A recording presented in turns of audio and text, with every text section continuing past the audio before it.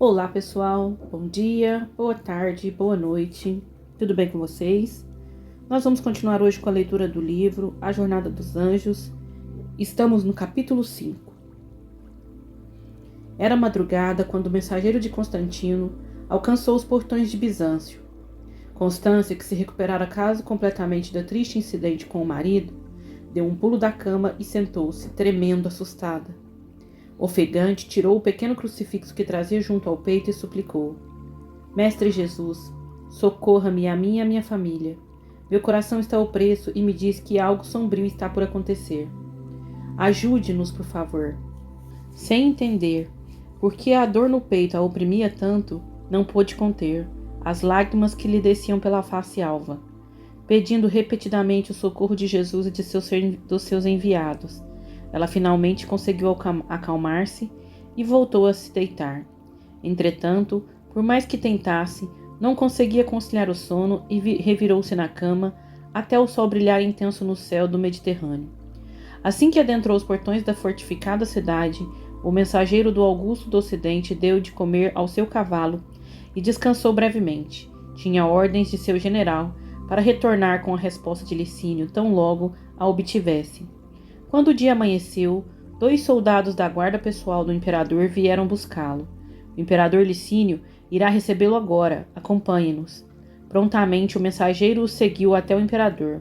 Ajoelhando-se diante do grande general que dividia o poder do Império Romano com Constantino, o jovem permaneceu calado, aguardando as instruções do soberano, que depois de longo silêncio indagou: O que quer Constantino?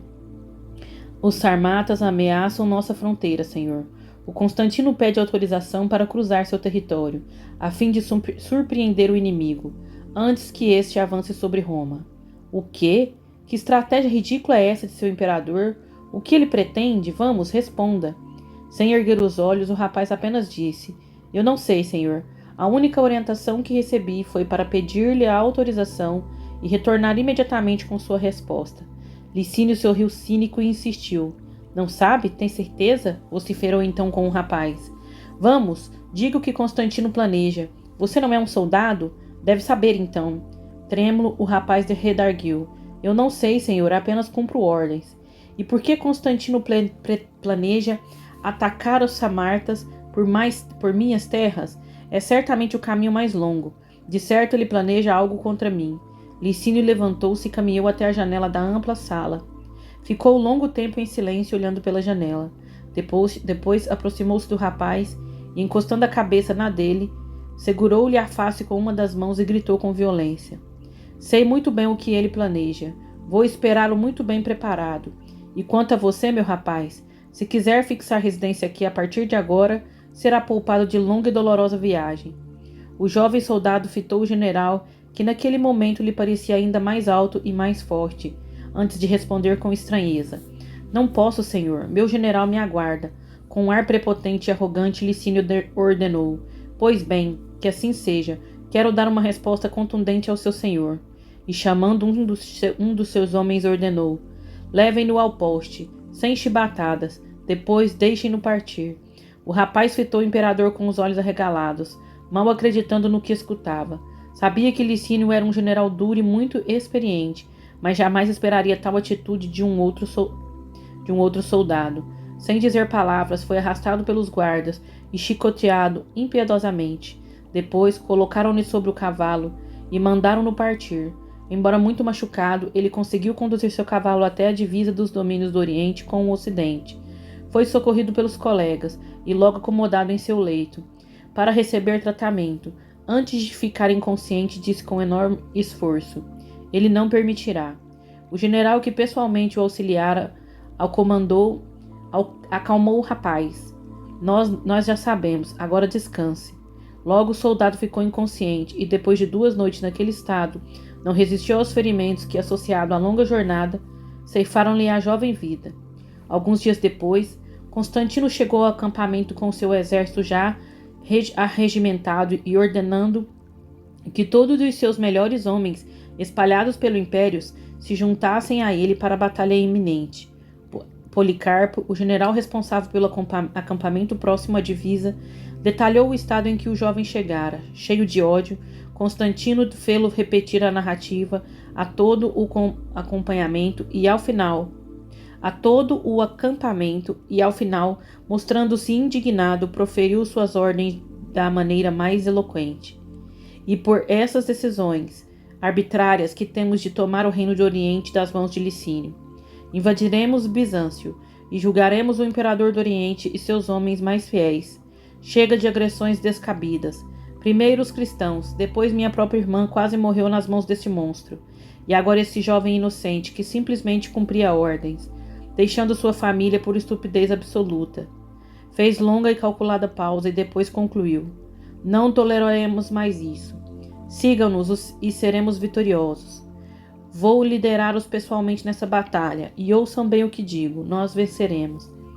Envolvidos pela emoção e as palavras inflamadas de Constantino lhes causaram, eles gritaram, liderados pelos homens de confiança do imperador: Ave César, único imperador de Roma.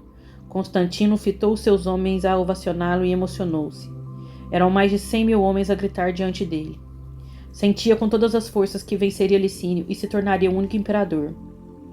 Era esse agora seu propósito. Toda a sua força estava voltada para esse fim. Retirou-se com seus generais para organizar o ataque que fariam em breve a capital do Oriente. Durante vários dias, o exército de Constantino avançou mais e mais, rumo ao Bizâncio, cidade que pretendiam dominar e ocupar. De fato, Constantino desejava fazer dela a sede do seu império. Famosa pela posição estratégica que ocupava, desde muito havia despertado o interesse do grande general. Quanto mais avançavam, mais crescia o número de soldados. Acampavam à noite e mal o dia amanhecia, todos se punham ao caminho. Superaram o frio, as regiões de difícil acesso, mas foi às margens do rio Ebro, quando pouco distante de Bizâncio, que foram obrigados a parar. Toda a violenta correnteza que dificultava a travessia dos 120.000 soldados, entre homens de infantaria e cavalaria. Constantino determinou que acampassem. É inútil avançarmos agora. Precisamos entender bem a situação de nosso oponente. Passaremos essa noite aqui. Marco observou preocupado. Acho bom mesmo descansarmos. Os homens estão exaustos. De seus melhores homens. Acho bom mesmo descansarmos. Os homens estão exaustos. Pois ficaremos aqui por hora. Marco que envie uma pequena tropa de seus melhores homens, pequena mesmo, 2 ou 3, para que verifiquem a situação logo após o rio. Precisamos saber exatamente a situação de Licínio. Atendendo de pronto à ordem de seu imperador, Marco retornou algum tempo depois informando: estão a caminho. Enviei 3 dos meus melhores soldados. Ótimo, guardaremos o retorno deles. Quero que montem vários turnos de descanso e que a metade dos homens esteja sempre desperta e em alerta. Licínio pode atacar a qualquer momento. Marco indagou surpreso.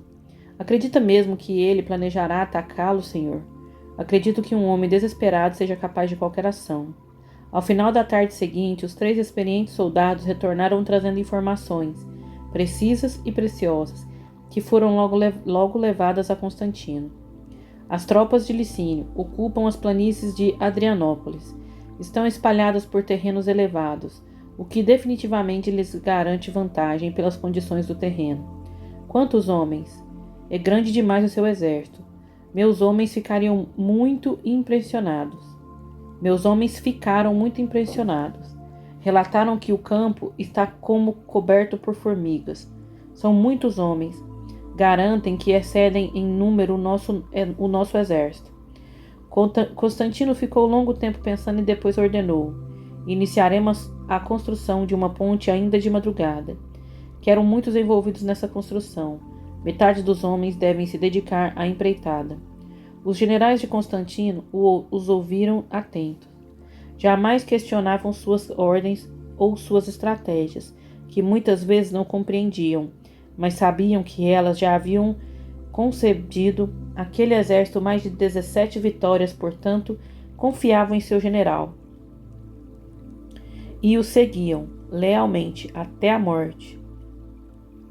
Vários dias se passaram, e a ponte se erguia pouco a pouco sobre o rio. Naquela noite, ao despedir-se de seus homens, Constantino sabia que a hora de atacar havia chegado. Sabia que o oponente acompanhara suas manobras, e chegara a hora de surpreendê-lo. No meio da madrugada, mandou chamar seus 3 principais generais e ordenou: quero um regimento com 5.000 arqueiros. Vamos atravessar o rio e nos embrenhar pela floresta densa. Surpreenderemos os homens de Licínio pela retaguarda. Eles não nos esperam. Meu objetivo é atacar o acampamento de Licínio. Os generais se entreolharam surpresos pela ordem inesperada. No entanto, não ousaram sequer fazer qualquer comentário.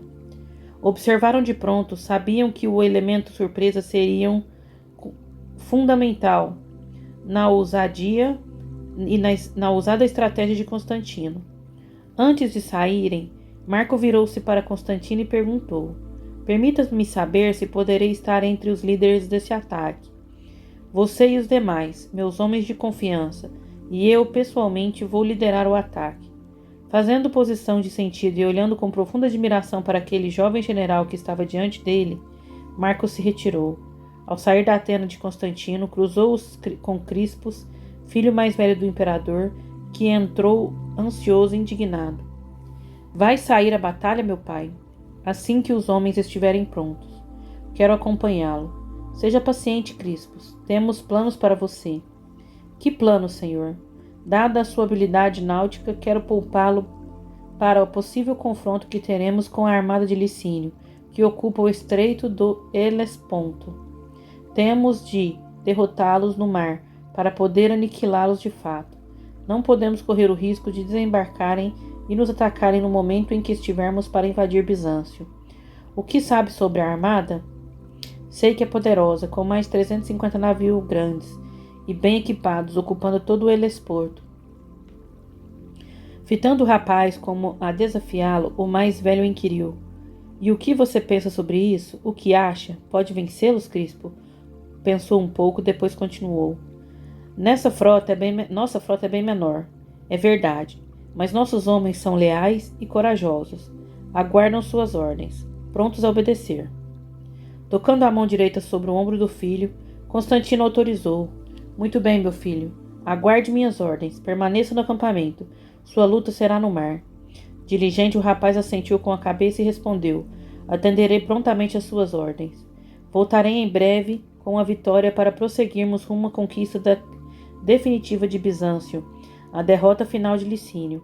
Quero que destrua completamente sua força náutica. Transforme-os em fumaça. Crispus tão somente respondeu: pois assim será. Logo em seguida, Marco entrou e comunicou: estamos prontos, senhor. Constantino vestiu a armadura, empunhou a espada, que o acompanhara em todas as outras batalhas, e fitando-o como a vencer, a conversar com ela, conclamou em voz alta: a vitória.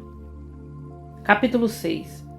Enquanto caminhava pela colônia, em um dos grandes jardins floridos, Angélica cumprimentava os amigos e colegas com quem compartilhara trabalho e aprendizado. Ela também viera de capela e alcançara através do esforço e dedicação, em diversas encarnações penosas, significado progresso. Estava pronta para retornar à constelação do cocheiro. Mas embora sua alma suspirasse por voltar ao lar, seu coração se enchera de compaixão pelos habitantes da terra e seu difícil caminho de evolução. Queria ajudar, e como Ernesto resolvera permanecer para isso, ficaram juntos. Finalmente chegou a uma grande construção, onde Ernesto a aguardava. Assim que a viu, encheu-se de alegria, e abraçando-a, exultou: é bom vê-la outra vez, Angélica. Retribuindo-lhe o carinho, ela o abraçou ternamente e disse: também estava com saudade, mas achei melhor permanecer junto a Constância. Deixando visível sua preocupação, Ernesto comentou: a situação está piorando muito, não é? Muito. Constância já não consegue acesso ao irmão. Constantino distanciou-se emocionalmente de toda a família, inclusive dos próprios filhos. Tem-se enclausurado em si mesmo cada vez mais, e perigosamente acredita naquilo que falam sobre ele. Entristecido, Ernesto lamentou: o poder o está cegando totalmente. Eu temo que sim. O poder que ele deveria utilizar para fortalecer o bem e a verdade, para fazer expandir-se sobre a terra a luz do Evangelho, está sendo usado para satisfazer suas próprias paixões. É isso mesmo. Infelizmente creio que ele não conseguirá. Ernesto calou-se e meditou por longo tempo, depois perguntou: E como está Constância? Só uma pausinha aqui, pessoal. Eu já falei com vocês mais um pouquinho antes, no começo do livro, que o Constantino, ele é o Ferdinando, né? Ele e o Ernesto, eles tiveram aquela história difícil, exilados por amor, foram exilados de capela. Aí eles passaram vários anos em espírito, se debatendo, um colado no outro. E aí no Exilados por Amor, a gente conta toda a história do Ernesto. E ficou meio que pausada a história do Ferdinando, né? Aí agora que a gente está vendo a história dele e vendo que ele está cometendo praticamente os mesmos erros do Ernesto, né? O Ernesto, ele também foi próximo ao imperador, né? Do faraó e tal. E ele sempre fez as escolhas erradas até ele chegar onde ele chegou, que foi nascer perto de Jesus, né? E depois ele foi disseminar o evangelho, passar para outras pessoas o que ele tinha aprendido tendo convivência com Jesus. Aqui agora, o Ferdinando está passando pelo mesmo processo, né? O Ferdinando, ele foi para a Terra, e eu não sei se vocês já ouviram falar, na época das cruzadas, que em nome de Jesus eles matavam milhares, né? Porque não são cristãos, então eles matavam. E sempre isso colocando a culpa, né, na religião e tudo. E aqui o Ferdinando, ele vai fazer exatamente isso que eu tô falando com vocês. Ao invés dele disseminar o evangelho, ajudar na divulgação e proteger as pessoas, não. Ele está usando o poder que ele tem como o governador, né, do Oriente, né, sobre o Licínio, que é do Ocidente. E não está cumprindo com o plano encarnatório dele. Vamos seguir aqui para a gente ver como que vai acontecendo as coisas.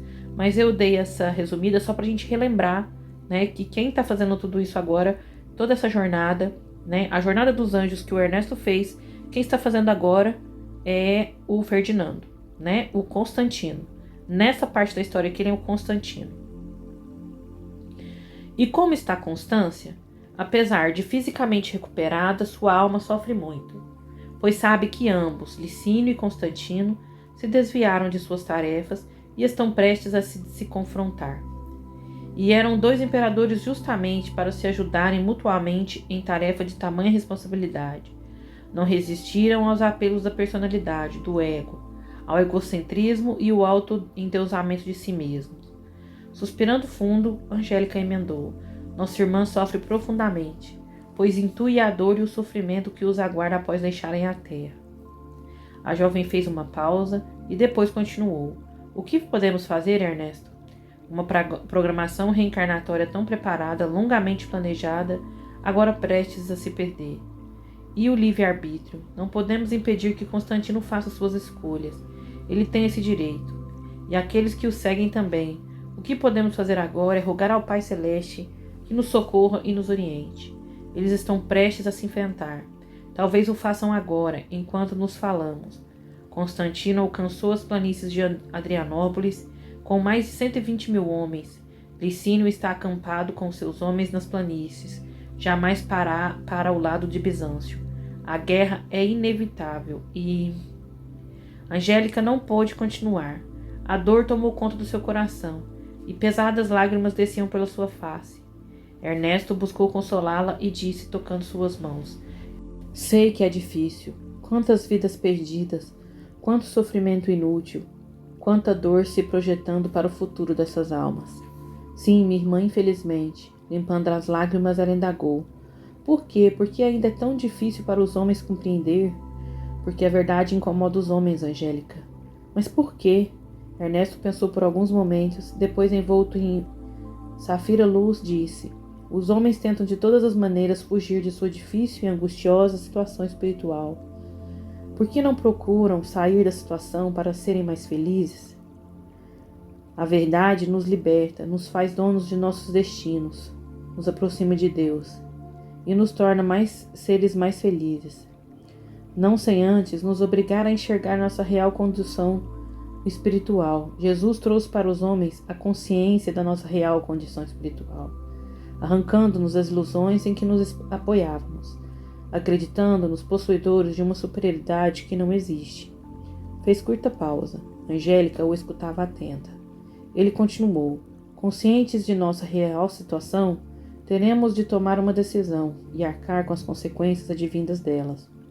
Podemos optar pela iluminação espiritual, conscientes de que ela é árdua, difícil e demorada, mas o único caminho para nossa real felicidade.